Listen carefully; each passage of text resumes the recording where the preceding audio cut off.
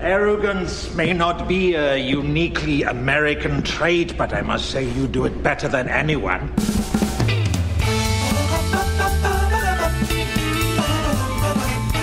He'd hit the rocket boosters and we go flying over 10 cars.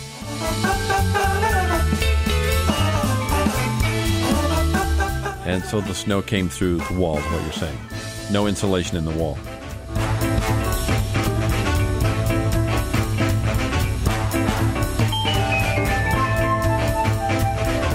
Hey gang, welcome. It's Comedy Parenting Radio, the show that loses more socks per episode than any other program out there. And we are broadcasting during a thunderstorm right now. So if we lose any power, it's because, well, kaboom, kaboom. How you guys doing over there? Very I'm good. doing fine, except for the roof, the hole in the roof. Well, put that little bucket over there and catch the water. Courtney, what's up with you? Well, I'm enjoying the raining sea slugs. Yes. Is that what's sticking to the window, or sea slugs? Yeah. Oh, okay. Anyway, we're going to be talking about Homeschool Freaks. We know Homeschool Freaks, and we'll be right back. We got cowboy boots and camo pants. Yeah, we're just alike. Hey, ain't we, Dad? I want to do everything you do. So I've been watching.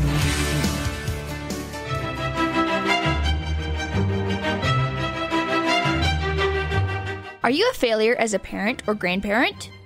Do your little ones cry for no apparent reason? Do you have lots of money? If you answered yes to these or any other invasive questions, we have good news for you. Treesock Press was named after a cat. A very cute cat. Treesock Press printed a book. That book is available in nearly indestructible hardback form and is printed with non-toxic ink so your little dinosaur can virtually eat the book. If this all seems too good to be true, you can go buy a cheap Disney book that's printed in China. Books printed in China aren't as good for teething toddlers as ones printed in Wisconsin. What's the name of our book? Dad the Tooth Fairy Didn't Come. This book is funnier than a root canal on a sinking ship. I didn't know ships had teeth. Order your copies of Dad the Tooth Fairy Didn't Come from Amazon today. Or tomorrow if you're on the international date line.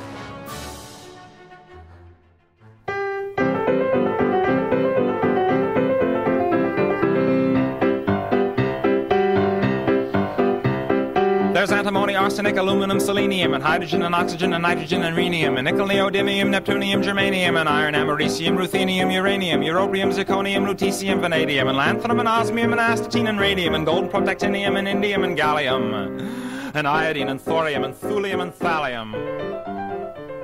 Hey, welcome back to Comedy Parenting Radio. We are talking about Homeschool Freaks, and we know homeschool a lot. One of the weird things about homeschool, though, is you would think, oh, they don't get to ride on a school bus to school, do they? Nope. But you guys did, didn't you? Yes, a lot, actually. What kind of a school bus did you have there, Joshua? It was a big black Suburban. And who drove it? The principal. Which was? You. Yeah. I'm the school bus driver.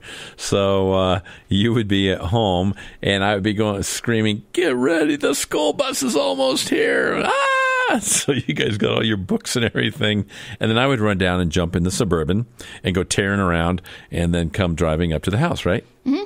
And then there were days that you were sick, so we had to have the substitute bus driver come in. Oh, that's right. You had a substitute driver one time when I was gone. But the school bus took you how far? It took us a half mile up around through the woods and back down to the house. Yeah, on this big loop on a ranch that we lived on. And so I was sick one time, and who was the substitute driver? Awful Knievel. Awful Knievel. Mm-hmm. Evil Knievel's brother, right? Yep. So what was so special about that? Well, he had rocket boosters he had put on the school bus. And Wait, the Suburban had rocket boosters? Yes. Oh, my word. And then what happened? So then we went tearing up and around the loop and back down. Well, once we got up to the top of the loop, he'd hit the rocket boosters and we go flying over 10 cars. With the school bus? Yeah. You guys are whacked. However, there was one time that both you and the substitute driver were sick. Well, who drove the bus then? The substitute rubber chicken. The substitute rubber chicken. Yeah. What do you mean? Well, the rubber chicken drove the school bus. The substitute of the substitute. Stop. Real, for honest to goodness, who drove the bus? Rubber chicken. How did that look? Well, he was wearing a trench coat, and he just had his head poking out. A rubber chicken in a trench coat was driving the school bus. Yeah. And what happened there? Well, he wanted to go to the hot springs pool instead of taking us to school. Did he? Sadly enough, the principal came out and stopped him just before we went driving on past the school. So you would have gone to the hot springs pool for the day instead of going to school. Yeah. These homeschoolers a little bit crazy. You're listening to Comedy Parenting Radio. We'll be back with more Homeschool Freaks. Sun coming up over New York City. School bus driver in a traffic jam. Staring at the faces in a rearview mirror.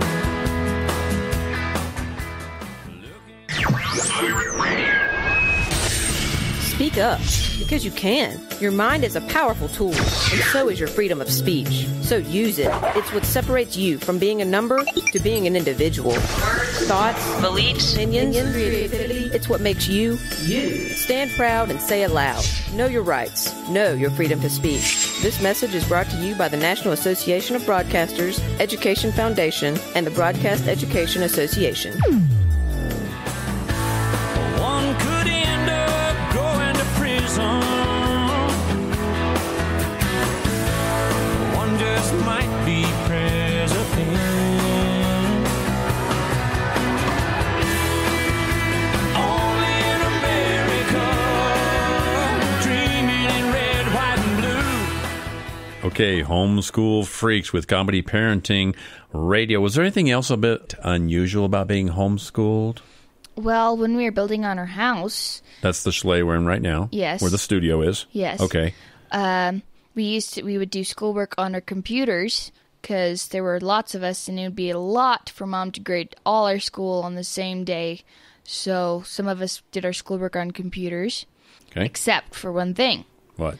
Our house wasn't finished, and where we had the school section set up with all the computers and things, it snowed inside. What do you mean? You didn't have any walls? Well, the walls that we did have were kind of leaky. They hadn't been caulked yet.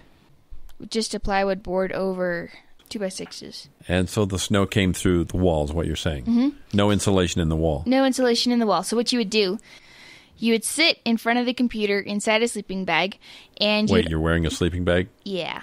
Because it's so of the cold. snow. Yeah. It's cold. And it's cold.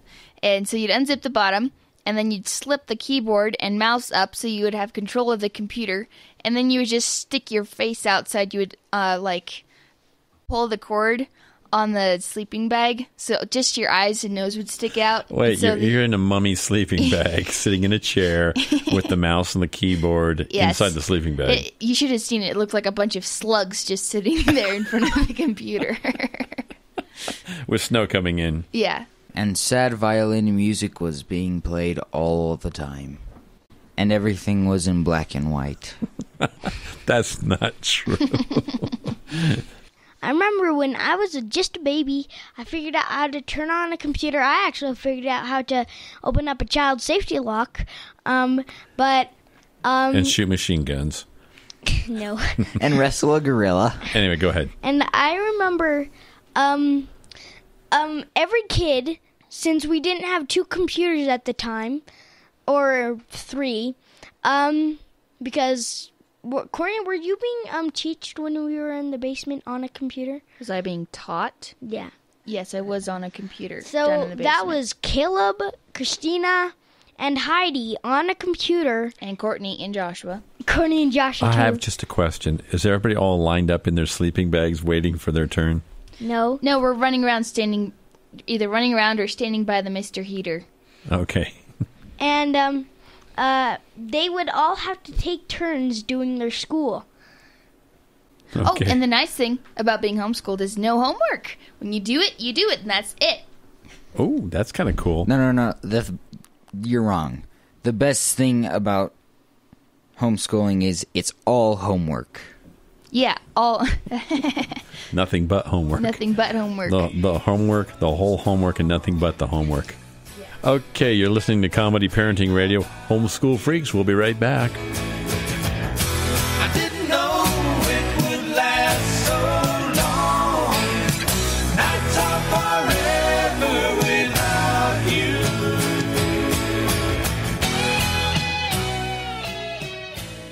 Unexpected reactions to smart financial decisions brought to you by feedthepig.org. Well, I finally did it. I opened a 401k. So you're giving up? Just like that? Giving up on what? On getting an inheritance from a distant relative. Don't you think if there were a billionaire in the family, we'd know about it by now? Listen to me. We are one phone call away from riding horses on our own private polo grounds. One call from christening yachts, having a butler, using summer as a verb. How do you figure? Look, everyone's got a rich uncle somewhere. It's statistics. So the best thing you can do is just prepare for the inevitable. Right, which is why I thought maybe it would be smart to take control of my finances. You know, start using a budget, get out of debt, set some retirement goals. Budgets? Debt? You watch your mouth.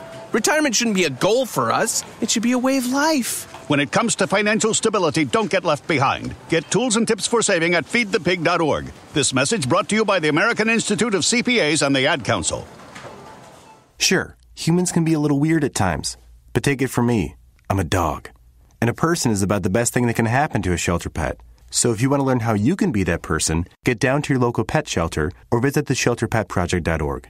Brought to you by the Ad Council.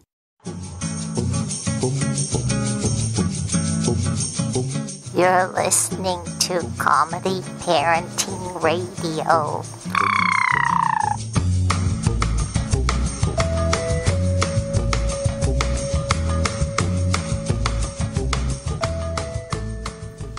Okay, the Homeschool Freaks are back, and they want to tell you about some special time at homeschool.